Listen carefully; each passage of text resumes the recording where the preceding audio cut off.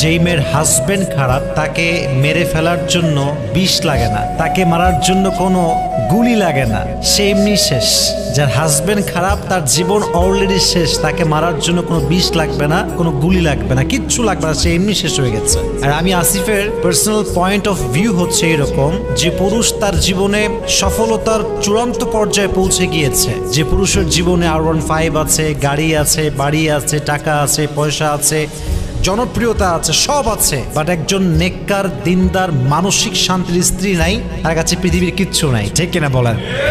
Exactly to the same way একজন নারী যার কাছে রূপের বাহার আছে, অনেক সুন্দরী নারী, বাপের কোটি কোটি টাকা আছে, ঢাকার গুলশানে ফ্ল্যাট, অনেক টাকার মালিক সে, অনেক রূপের এবং গুণবতী নারী সে, কিন্তু তার কাছে মন মতো একজন স্বামী নেই, মানসিক শান্তির একজন হালাল পুরুষ নেই, তার মানে তার জীবনে কিছুই নাই। ঠিক কিনা বলেন?